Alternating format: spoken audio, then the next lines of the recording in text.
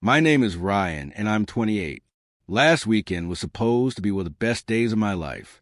For years, I've been grinding away at two jobs, surviving on instant noodles, and living in a cramped apartment with paper-thin walls. But all that finally paid off. I bought my first house. It wasn't huge or fancy, just a modest three-bedroom with a small backyard and a creaky porch swing. But to me, it was absolutely perfect. It was mine. No landlords, no roommates, no one to tell me what I could or couldn't hang on the walls. I signed the closing papers on a Thursday and immediately started planning a housewarming for Saturday. Nothing extravagant, just some snacks, a few drinks, and a chance for everyone to see the place I'd worked so incredibly hard for. I spent Friday night cleaning, arranging furniture, and even stringing up cheap fairy lights in the living room to make it feel warm and inviting. There was this giddy, nervous excitement bubbling in my chest as I pictured my parents walking in, their faces beaming. My younger brother, Matt, cracking a joke about how I finally had a kitchen big enough to burn toast in. My cousins laughing, exploring all the rooms. For once, I thought we'd all be together to celebrate my accomplishment, not another one of my brother's endless milestones. My brother, Matt, is 26. He's a golden child. There's really no other way to describe it. Growing up, he received all the praise, the new clothes, the shiny soccer trophies proudly displayed in our living room. I was the quiet one, the kid who instinctively figured out how to fix things around the house, so Dad wouldn't have to call a plumber. Most of the time, I didn't really mind. Matt was more outgoing and charming, so it made sense he'd naturally get more attention. But as we got older, that favoritism became increasingly difficult to ignore. When Matt got a promotion, the entire family went out to a celebratory dinner. When I graduated college, my parents sent a congrats text with a single thumbs-up emoji. I kept telling myself I wouldn't let that bitterness ruin my housewarming. This was supposed to be about celebrating something truly good for me. The morning of the party, I woke up early, practically buzzing with anticipation. I carefully set out drinks on the counter, made sure there were plenty of chairs, and even bought a cake with "Welcome Home," Ryan, proudly written in blue icing. I sent a quick group text reminder. "Hey everyone, housewarming starts at 5. Can't wait to see you." My phone remained silent, save for a single thumbs up from my cousin Sarah. I shrugged it off, trying to rationalize it. Maybe everyone was just busy getting ready. 5 o'clock rolled around. The lights were on, music played softly from a Bluetooth speaker, and I stood by the front window, waiting for the first car to pull up. By 5:30, no one had come. By 6 o'clock, I was pacing around the kitchen, checking my phone every 30 seconds. Finally, out of sheer boredom, I opened Instagram. That's when I saw it.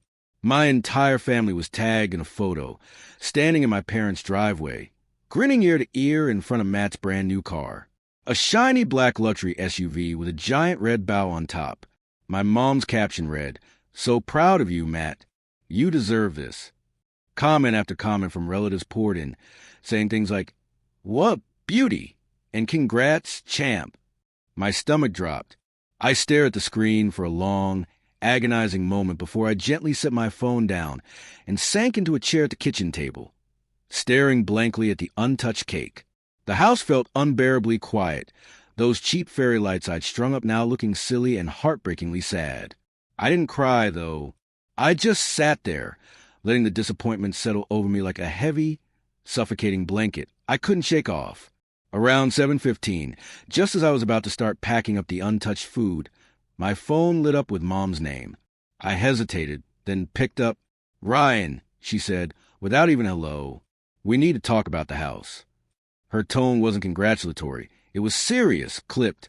For a fleeting moment, I thought maybe she was going to apologize for missing the party, but something in her voice made my chest tighten with unease. "What about it?" I asked, trying to keep my voice steady. "We think it would make sense if Matt stayed there during the week," she stated matter-of-factly, as if she were talking about borrowing a lawnmower, not my entire house. I blinked, stunned into silence. "You just bought it. Sure, but his job is closer to that area, and he needs a place to stay during the work week," she continued, her words tumbling out as if the logistics were already settled. "You wouldn't even notice." He'd just sleep there, maybe keep some clothes in one of the rooms. It's only fair to help him out, considering how expensive his new car was. I didn't say anything at first. My fingers dug into the edge of the kitchen table as I stared at the gleaming cake across from me, its blue frosting still perfectly smooth and untouched. "Mom," I finally said, slowly, "this is my house. I work for this. And we're proud of you," she interjected quickly, like she was checking a box on a list. "But family helps each other. Don't be selfish about this." I swallowed hard, feeling a strange, simmering mix of anger and disbelief, as she kept talking, explaining why it just made sense for my younger brother to essentially take over my new place. I found myself looking around my empty living room, the one I had cleaned for hours, the one no one had shown up to celebrate. For the first time, it hit me that this wasn't just a thoughtless request. It was something bigger, something that had been building for years, and if I gave in now, it would never stop. I took a slow, deliberate breath, letting the silence stretch as my mom waited for me to agree. My heart was pounding, my hands still clenched around the phone, and all I could think was, they had skipped my housewarming to celebrate my brother. And now they wanted the house, too. That's when I decided something, though I didn't say it yet. I just managed, "We'll talk later," and hung up. I sat there for a long time, staring at the empty doorway, my mind racing. Something inside me was shifting, hardening, because if they thought this was going to be easy, they had no idea what was coming next. After I hung up, the house felt even quieter than before. I walked to the living room, turned off the fairy lights, and sank to the floor with my back against the couch. It wasn't just about the missing my housewarming anymore. It was about everything. Years of feeling like I was second place, like every milestone of mine was just a footnote in someone else's story. I thought about how Mom used to keep Matt's soccer jerseys framed in the hallway, while my college degree was still sitting forgotten in the box it came in. The next morning, I woke up to 6 unread messages in the family group chat. The first was from Mom. "Ryan, we really need to discuss Matt using the house." Then Dad, "Don't make this harder than it needs to be." My stomach twisted. It wasn't just a request anymore. It was an expectation. Then came a message from Matt himself. "Hey, bro, Mom said you're being weird about this. Chill. It's just a couple nights a week. I'll bring my own food." I stared at that text for a good minute before tossing my phone onto the bed. Just a couple nights a week. That word just made me want to laugh bitterly. It wasn't just a couple nights a week. It was me giving up my privacy, my space, the one thing I had worked so hard to get. By noon, Mom called again. This time, I let it ring, but she immediately followed up with a voicemail. Her voice was sweet, almost rehearsed. "Ryan, honey, we just want what's best for everyone. Matt has so much pressure right now. He needs support. You know how stressful his job is. We're counting on you to do the right thing." I played the message twice, my jaw tightening each time. It was the same tactic as always. Make me feel guilty until I agree. That afternoon, I drove to my parent house because I didn't want this to spiral over text. When I pulled up, Matt's new car was still in the driveway, gleaming like it had been washed just minutes ago. I knocked on the door, and Mom answered, looking pleasantly surprised as if nothing was wrong. "Ryan, finally," she said, pulling me into a quick hug. "Come in. Let's talk about the house." I stepped inside, glancing around. Dad was sitting in his recliner, flipping through the mail. Matt was on the couch, grinning like this was all some kind of joke. "So," Mom began, sitting down across from me. "We've been thinking." "You mean you've been deciding?" I interrupted, my voice calm but flat. She blinked, clearly not expecting me to cut in. "Deciding? You already told Matt he could stay there, didn't you?" I asked, glancing toward my brother. Matt shrugged, not even looking guilty. "Well, yeah, I figured you'd be fine with it." That was the moment something in me clicked. It wasn't just that they had asked me. They had already made the decision for me. My opinion, my ownership of my house, didn't seem to matter at all. "You can't just decide that for me," I said slowly, keeping my voice level. "This is my home. You don't get to hand it out like it's an extra bedroom in your house. Mom's smile faltered, but she quickly recovered. Ryan, we're not trying to take anything from you. This is family. You have a responsibility to look out for each other. I have been looking out for everyone for years, I said, my voice rising slightly despite my best effort to stay calm. I helped pay for Matt's tuition. I loaned him money when he wrecked his first car. I even fixed your washing machine for free when you said you couldn't afford a repairman. At what point do I get to have something that's just mine? The room went quiet for a beat. Dad finally looked up from the mail, frowning. Don't take that tone with your mother.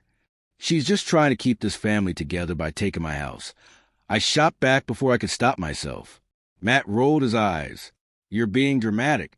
I'm not asking for a key to the safe, just a place to crash. I thought we were closer than this. The manipulation was so obvious, it almost made me laugh. Matt wasn't the one making sacrifices. I was. He was the one everyone catered to, and I was expected to smile and make it easier for him.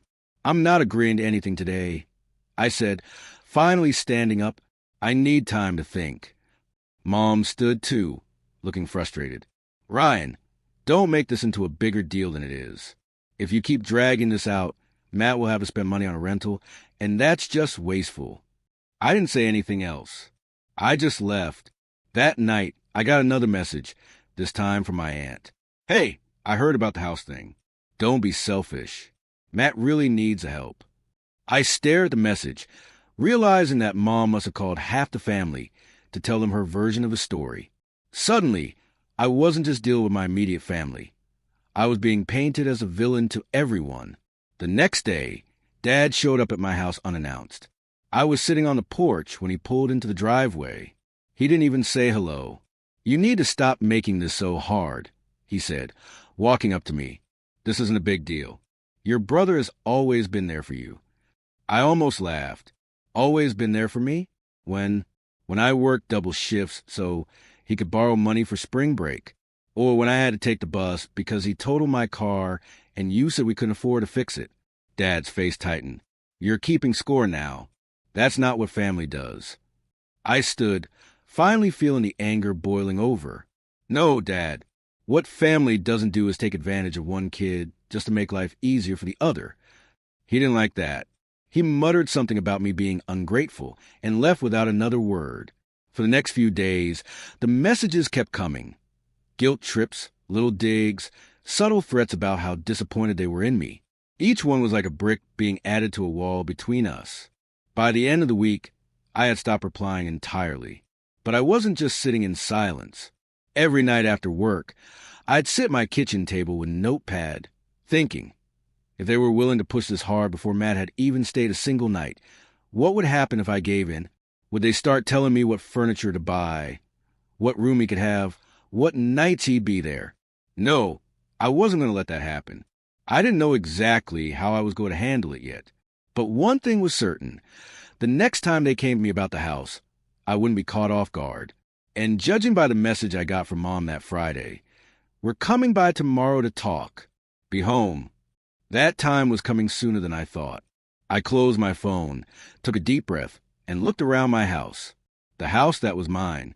For the first time in days, I felt something sharper than sadness. Resolve. If they wanted a conversation, they were going to get one. Saturday morning came with an uneasy quiet. I woke up earlier than usual, not because of an alarm, but because my mind wouldn't let me sleep in. Mom's text from last night echoed in my head. We're coming by tomorrow to talk. Be home. It wasn't a request. It was an order. I tried to distract myself by tidying up, but every sound in the house felt amplified. The hum of the fridge, the creak of the floorboards, even the distant sound of a neighbor's lawnmower. Around 10 a.m., a car door slammed outside. My stomach tightened as I peeked through the window. Sure enough, my parents were walking up the path to my front porch. Matt trailed behind them with a cocky grin and a duffel bag slung over his shoulder. I opened the door before they could knock. Morning, Mom said briskly, brushing past me like she owned the place. Dad followed, looking grim, and Matt walked in last, glancing around like he was inspecting the property. Nice place, he said casually, setting the duffel bag down by the couch. I frowned. What's that? My stuff, he replied with a shrug. Thought I'd save us all time since we already know how this is going to go. That single sentence made my blood run cold. They hadn't just come to talk. They had come to move him in. Mom turned to me, clasping her hands together like she was about to deliver good news. Ryan, we've thought about this a lot. It just makes sense. Matt's commute is brutal. And this house is sitting here with extra space. Why wouldn't we make use of it? I crossed my arms, my pulse starting to quicken. Because it's my house and you didn't ask. You just assumed I'd go along with it. Dad sighed, already looking impatient. Son, this is a practical solution. Stop being so stubborn. Matt flopped onto the couch, pulling out his phone like he was settling in for the afternoon. I don't get why you're making this such a big deal. You've got 3 bedrooms. You'll barely even notice I'm here. I stared at him, then at the duffel bag on the floor. The sheer audacity of it hit me all at once. They hadn't just ignored my feelings. They had already decided for me.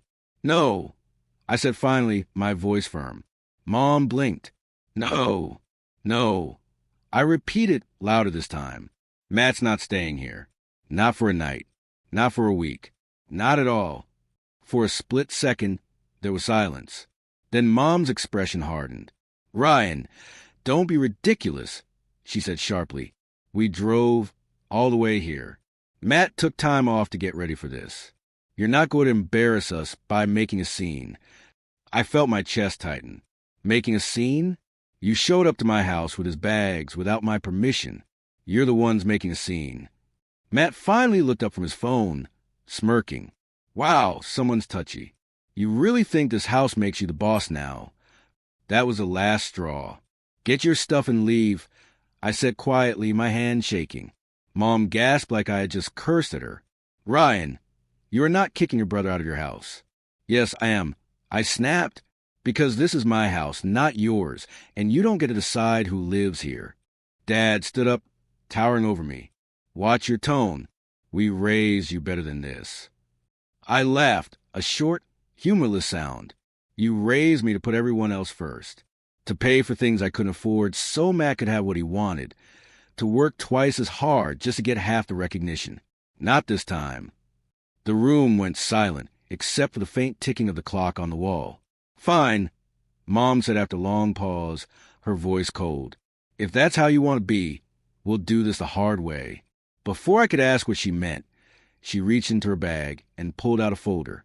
She dropped it onto my kitchen counter with a loud slap. What is this?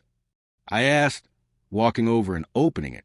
My heart sank as I saw what was inside, a printed-out listing for my house, complete with mortgage details, property value estimates, and tax information.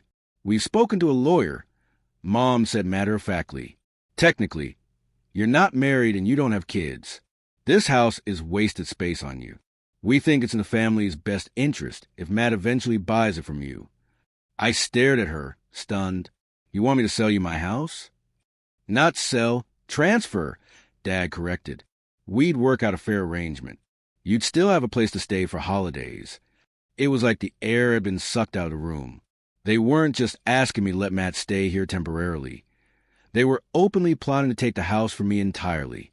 This is insane, I said finally, my voice quiet but shaking. You skipped my housewarming to celebrate Matt's car, and now you're standing in my kitchen trying to take my house. Mom crossed her arms. Stop acting like a victim.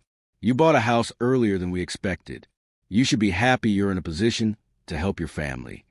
Help, that word again. Help always meant me giving something up. Matt leaned back on the couch, smirking. Honestly, bro, you're overreacting. You've always been good at bouncing back. You'll be fine. I felt something in me snap. Not anger, not even sadness, just a cold, crystal clear resolve. Get out, I said, my voice low. Mom's eyes narrowed. Ryan, get out. There was a long pause, but something in my tone must have gotten through, because Dad finally grabbed Matt's bag and shoved it toward him. This isn't over, Dad said as they headed for the door. I didn't answer. I just stood there, my fists clenched, watching them leave. When the door finally closed behind them, I let out a long, shaky breath. My hands were still trembling, but I wasn't scared anymore. No, I was done being scared. Because if they were willing to go this far just to control something that was mine, then I needed to start thinking 3 steps ahead. I needed to stop just defending myself and start making a plan. And for the first time, I realized I wasn't just going to say no. I was going to make sure they never tried anything like this again. The house was so quiet after they left that I could hear my own heartbeat. I sank into one of the dining chairs, staring at the folder they'd left on the counter. The paper sat there like a threat, like proof that I wasn't imagining how far they were willing to go. I flipped through the pages again, this time more carefully. Mortgage data, property tax estimates, even notes in Mom's handwriting. One of them read, "Asked about adding Matt to title." My chest tightened. I stayed at that table for hours, not moving, barely blinking. Part of me kept waiting for my phone to buzz with an apology, a call, a text, anything to say they realized they had gone too far. But when it finally did buzz, it wasn't an apology. Mom had written, "I hope you're happy. Your father is furious. Matt is staying with friends tonight, but this is only temporary. You're being selfish and short-sighted." I read the message 3 times before putting the phone face down. It felt like someone had pressed all the air out of me. My own family thought I was selfish for not handing over the only thing I had worked years to get. That night, I didn't sleep much. Every time I closed my eyes, I replayed the moment they walked in, the duffel bag thumping against the couch, the way Matt had smirked like he had already won. My housewarming decorations were still up, the cheap fairy lights, the welcome cake sitting untouched in the fridge, and looking at them now made me feel almost foolish, like I had been naive for thinking they'd be happy for me. The next few days were worse. The silence from my family wasn't peaceful. It was loaded. They didn't call to apologize, but word started trickling in through cousins and extended relatives. My aunt texted me, "You really upset your parents." They said, "You kicked them out." Another cousin chimed in, "Why are you being so hard on Matt? It's just a house." Just a house. I stopped responding. I stopped checking the family group chat altogether. I muted it and left my phone on the counter face down. I went to work, came home, sat in the dark living room, and just existed. The place that felt so alive and full of potential just a week ago now felt heavy, like it was carrying their disapproval in every corner. Even sitting on my own couch felt like a fight, like I had to defend my right to simply be there. One night, after a particularly long day at work, I grabbed a beer from the fridge and sat on the back porch. The yard was quiet except for the chirping of crickets. And for the first time, I let myself really feel everything at once. The sadness, the anger, the exhaustion. I had spent years being the good son, the one who kept the peace, who helped out, who sacrificed. And now, the first time I drew a line, they made me out to be the villain. I thought about all the little moments I had brushed off before. The times Matt had borrowed my car and returned it empty on gas. The times I'd covered a share of bills and gotten nothing but a shrug in return. The birthdays they had forgotten. The job promotions they had barely acknowledged. Maybe I had been ignoring it for too long. That was the night I decided to stop waiting for an apology that was never coming. The next morning, I started locking everything down, literally and figuratively. I changed the locks on the house. Not because they had a key. I hadn't given them one, but because the idea of them showing up unannounced again made my stomach churn. I updated the alarm system password.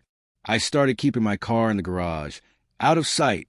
I also started pulling back from the family in other ways. I stopped showing up for Sunday dinners.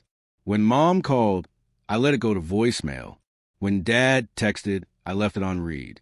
I didn't explain myself, didn't argue. I just went silent. At work, people started to notice I was quieter than usual, but I poured myself into my projects. Staying late wasn't a burden. It was an escape. The office became the one place where I didn't feel judged or pressured to justify myself. But every night, I came home to that same empty house. And every night, it reminded me why I had to do all of this. One Saturday, about a week after the confrontation, I drove out to a quiet trail just outside of town. I hadn't been hiking in years, but something about being out there, surrounded by trees and fresh air, helped me think clearly. I sat on a rock overlooking a small stream and pulled out my phone. I scrolled through old photos, Matt's graduation, Matt's first car, Matt's birthday dinners, and noticed how many of those moments I've been the one behind the camera, taking pictures of everyone else celebrating. There were hardly any photos of me. I had been present for everyone else's big moments. But when it came time for mine, they couldn't even show up. By the time I stood up and started walking back down the trail, something inside me had solidified. I wasn't going to fight them for scraps of respect anymore. If they want to paint me as selfish, fine, I would let them. But I wasn't going to be manipulated into giving them what they wanted. And as I walked back to my car, I realized something else. I didn't just want to protect my house. I wanted to protect my peace. That night, I sat down with a notepad at the kitchen table, the same spot where I'd been sitting when Mom called me that first night. This time, though, my mind wasn't foggy. I started writing down everything I needed to do, financially, legally, emotionally, to make sure no one could take this house from me. I made a list of lawyers in town. I looked up what it would take to put my house into a trust. I checked into tenants' rights and property laws, just in case. And as I sat there making plans in the quiet, I felt something I hadn't felt since before this all started. Control. It wasn't revenge. Not yet, but it was a first step toward taking my life back. And deep down, I knew this was only the beginning. Because if they thought I was going to keep rolling over and letting them decide my future, they were in for a shock. Once I started writing things down, it became easier to breathe. The list on my notepad was long, but it gave me something I hadn't felt in weeks: direction. Instead of sitting around waiting for the next guilt trip message, I now had a plan. The first step was talking to a lawyer. It felt strange making an appointment to discuss something as serious as property protection, but the attorney I met with, a calm, sharp-eyed woman named Allison, made me feel like I was finally on solid ground. I explained the situation carefully, leaving out as much of the raw emotion as I could, and asked what could be done to make sure no one could challenge my ownership. Allison nodded thoughtfully, scribbling notes as I spoke. "You've done everything right so far," she said. "Your name is the only one on the title, so no one has any claim to it. But if you're worried about interference, there are options, like putting the house into a living trust in your name, or setting up a legal notice preventing any transfers without your approval." It was the first time in this whole ordeal that someone had told me I had power, that I had the ability to keep what was mine safe. I left her office with a folder full of documents and a checklist of steps to take. At work, things were starting to shift, too. I had been volunteering for extra projects, partly to distract myself. But now I realized those late nights were getting noticed. My boss called me into her office one Thursday afternoon and said, "Ryan, you've been knocking it out of the park lately. I want you to lead the next client presentation." Normally, that would have terrified me. But for the first time in months, I felt ready for it.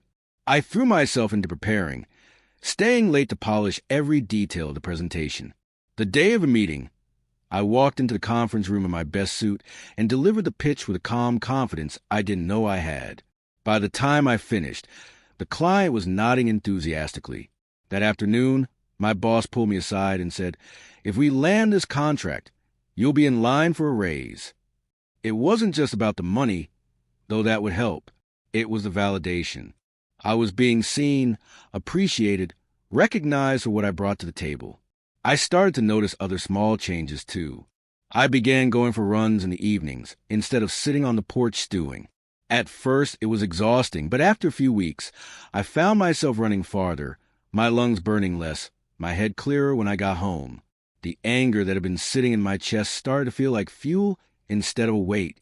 My social circle, which had felt painfully small for so long, began to grow again. One weekend, a co-worker invited me to a barbecue at his place. I almost said no, but something in me knew I needed to go. I showed up with a six-pack and found myself laughing with people I barely knew by the end of the night. For the first time in a long time, I didn't feel like I was living in Matt's shadow. I was just Ryan, a guy with a decent job, a house, and a life that was starting to take shape. But as good as things were getting, the silence from my family didn't go away. Every so often, Mom would leave a voicemail. "We miss you, Ryan." Or, "Your brother's been struggling, you know." But there was no apology, no acknowledgement of what they had tried to do. I still hadn't unmuted the family group chat, and part of me wondered if I ever would. One Friday evening after work, I went to a local hardware store and bought some paint. I had been staring at the bland beige walls of my living room for weeks, and I finally decided it was time to make the space mine. It took me all weekend, but by Sunday night, the room was a soft, warm blue, the kind that made the whole house feel calmer. I strung up new lights, rearranged the furniture, and hung up a framed photo I had taken on my hiking trip. Standing there in the middle of the room, paint on my hands, I felt something shift. This wasn't just a house anymore. It was my home. And no matter what my parents thought, they weren't going to take it away from me. The next step on my list was financial. I met with a banker to set up a separate savings account, one that no one in my family even knew existed. I started automating transfers every payday so that I could quietly build a cushion. Part of me was thinking about the future, about travel, about maybe starting a side business. But another part of me knew I might need that money for whatever was coming next, because I knew this wasn't over. One evening while I was eating dinner and scrolling through my phone, I saw a new post from my cousin Sarah, a photo of Matt at a fancy restaurant, grinning over a steak the size of a dinner plate. The caption read, "Celebrating a big move." My stomach tightened. I knew that grin. It was the same one he wore when he had walked into my house with his duffel bag. Sure enough, the next morning, I got a message from Dad. "We need to talk. Call me." I didn't call. Instead, I went back to my list. I called Allison, the lawyer, and told her I wanted to go through with the living trust. I spent the afternoon signing papers, notarizing forms, making everything official. When I walked out of her office, my house was no longer just something I owned. It was legally shielded. Driving home that day, with the sun setting and my favorite song playing on the radio, I felt something I hadn't felt since before this all started. Peace. But it wasn't just peace. It was power. And for the first time, I realized that whatever came next, I wouldn't just be reacting. I would be ready. The following week, things at work took another turn in my favor. The client we had pitched to sign the contract, and just like my boss promised, I got a raise, not a life-changing amount, but enough that I suddenly had breathing room. It meant my savings account would grow faster, and it meant I could start thinking about doing more than just defending what I already had. I took myself out to dinner that night alone, sitting by the window at a quiet little Italian place. As I ate, I thought about how far I'd come in just a few weeks. The house no longer felt like a place where their voices echoed. It felt like mine again. But there was still something unsettled inside me because I knew them. My family didn't let things go. The silence was too deliberate, too calculated. I had grown up watching them use the quiet treatment as a way to break me down. First the guilt, then the forced reconciliation where I was the one apologizing. This time, I wasn't going to give them the chance. 2 days later, my prediction came true. I was coming back from a run when I saw a familiar car parked near the end of my street. My parents' car. The sight made my stomach clench. But instead of turning around or sneaking inside, I walked straight up the driveway. Mom and Dad were sitting inside, talking. When they saw me, they both got out. We were in the neighborhood. Mom said casually, like that explained everything. "No, you weren't," I said, wiping sweat from my forehead. "What do you want?" Mom's expression tightened at my bluntness, but she pressed on. "We wanted to see you and talk about Matt." I almost laughed. Of course it was about Matt. It was always about Matt. "He's been looking for a new apartment," Dad added. "But it's expensive. You have a big house, Ryan. This is just logical." "Logical for you," I said, stepping back. "Not for me." Mom's tone sharpened. "You can't keep punishing your brother. You're hurting the family." That was the moment I realized. They still didn't get it. In their minds, I was the one causing harm, not them. They had rewritten the whole situation so that I was the selfish one, the villain who refused to help. "I'm not punishing anyone," I said slowly. I'm just living in the house I bought, and that's not changing. I expected them to leave after that, but instead Mom sighed dramatically. You know, we've been talking with your uncle, she said, glancing at Dad before continuing. He thinks it would be smart to see if the deed can be restructured, just so the house stays in the family long term. I stared at her. They were still trying to take it. This time, though, I didn't panic. I didn't even feel that same helpless anger. I just smiled, a small, calm smile that seemed to throw them off. Good luck with that, I said, and turned to go inside. When I shut the door, I felt a strange rush of satisfaction. For the first time, I wasn't just reacting. I had already taken steps to protect myself. They could talk to whoever they wanted, but the house was now in a trust. They couldn't touch it. That night, as I sat at the kitchen table, I began thinking about what else I could do, not just to protect myself, but to send a clear message that this kind of behavior wouldn't be tolerated. I started looking into local real estate boards and neighborhood associations. If they were going to keep showing up, I wanted to know exactly what my rights were when it came to trespassing. I found out I could formally request that anyone I didn't authorize be kept off my property. I even scheduled a meeting with a security company to discuss adding cameras around the house. But it wasn't just about defense anymore.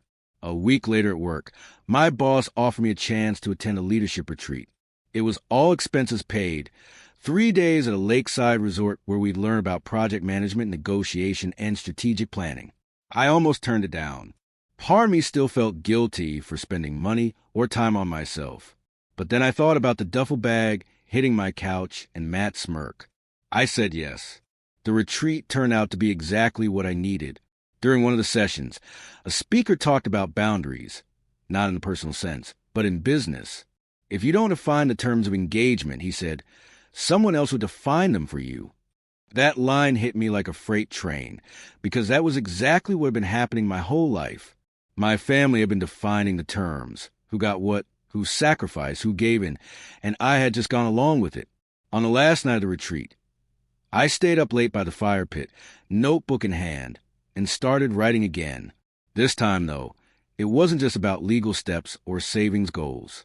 I wrote out what I wanted my life to look like 6 months from now, a year from now, where I want to be financially, emotionally, even socially. And as I wrote, I felt something shift. This wasn't just about keeping my house anymore. This was about taking control of my entire life. When I got home, I threw myself into the plan. I picked up a few freelance gigs on the side, using the extra income to accelerate my savings.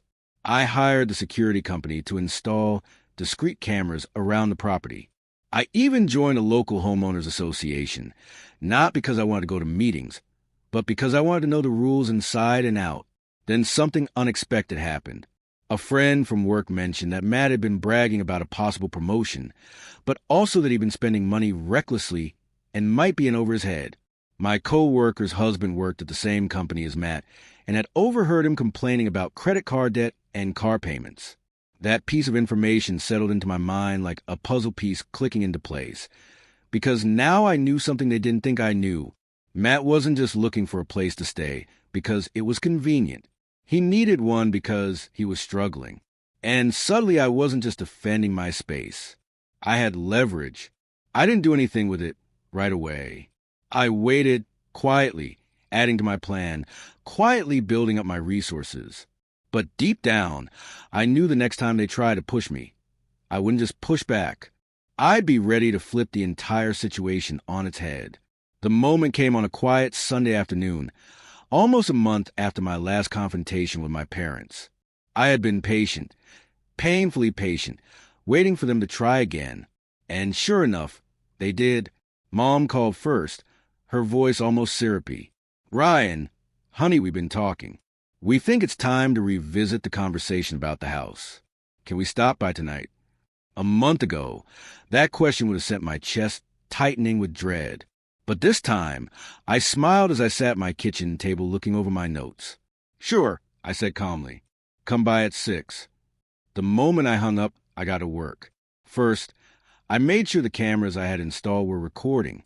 Then, I set out 2 chairs at the kitchen table, directly across from where I would sit. I even brewed a pot of coffee and put out mugs, not because I planned to play host, but because I wanted them comfortable. People say more when they feel at ease. By the time the clock hit 6 o'clock, I was ready. Their car pulled into the driveway right on time. I opened the door before they knocked, gesturing them inside like nothing was wrong. Dad seemed wary, but Mom smiled like this was some kind of reconciliation dinner. "We're glad you agreed to talk," she said as they sat down. I nodded, sitting opposite them. "So let's talk." For a moment, no one spoke. Then Mom launched into the speech I'd been expecting, about how Matt was struggling, about how I was the only one who could help, about how family was supposed to make sacrifices. I let her go on, nodding occasionally, keeping my face calm. When she finished, I leaned forward slightly. "I've been thinking a lot about what you said before, about doing the right thing for the family, and I agree, which is why I wanted you both to come here." I slid a folder across the table. Inside were copies of the legal paperwork Allison had prepared, the trust documents, the notarized agreements, and a notice formally stating that no one was allowed on the property without my consent. Mom's smile faltered as she flipped through the pages. "What is this?" "It's legal protection," I said evenly. "This house is now in a trust, which means it can't be sold, transferred, or used as collateral without my approval. And because I filed a notice of no trespass, if anyone, including Matt, shows up here without my permission, I can have them removed legally."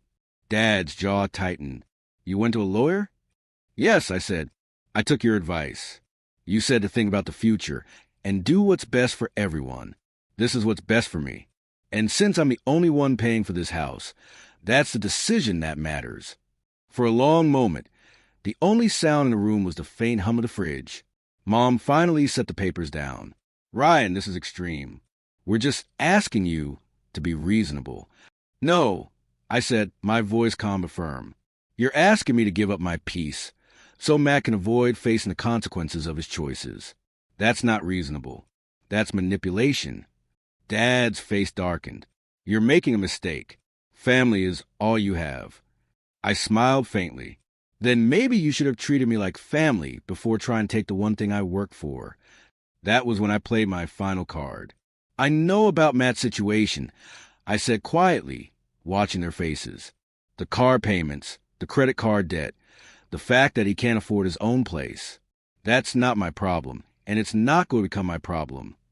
Mom's mouth opened slightly, shocked that I knew. Dad's eyes narrowed. "You've been talking to people," he said slowly. "I've been paying attention," I corrected, "and I've been taking notes. Every message you sent me, every voicemail, every visit, I have it all documented." I gestured toward the small camera on the counter, its light blinking softly. "And now I have this conversation, too. So, if you ever try to pressure me again or spread lies about me to the rest of the family, I'll have proof." The silence that followed was heavy, but I didn't look away.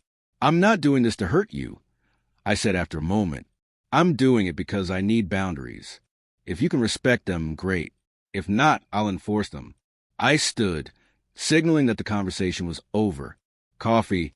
I asked lightly, as if nothing serious had just been said. Neither of them answered. They left a few minutes later, Dad muttering something under his breath, Mom looking shaken. As their car pulled out of the driveway, I felt my shoulders relax for the first time in months. This wasn't just a victory. It was a shift in the entire balance of power. They had come expecting me to fold. Instead, they left knowing that every attempt to pressure me from now on would come with consequences. I locked the door, poured myself a cup of the coffee I brewed, and sat at the kitchen table. For the first time, the silence in the house didn't feel oppressive. It felt like freedom. And though I wasn't done, not yet, I knew I had just taken back control of the narrative. The next move was theirs, and whatever it was, I'd be ready. The next few days were oddly quiet. Too quiet. After the confrontation, I half expected another round of angry texts or late-night voicemails, but nothing came. No calls, no guilt-tripping messages, not even a passive-aggressive meme in the group chat. At first, I wondered if this was just a calm before the storm. But as the week dragged on, I realized something. They were regrouping. I kept living my life. I went to work, focused on projects, kept running in the evenings, and even started redecorating another room in the house. Every little change I made, new curtains, a new shelf, a photo I hung on the wall, felt like reclaiming another piece of my space. Then one Friday evening, I got the message that made everything click into place. It wasn't from Mom or Dad this time. It was from Matt. It read, "You win. Hope you're happy. Lost the car. Might be moving back home." I read it 3 times, the corners of my mouth slowly turning up.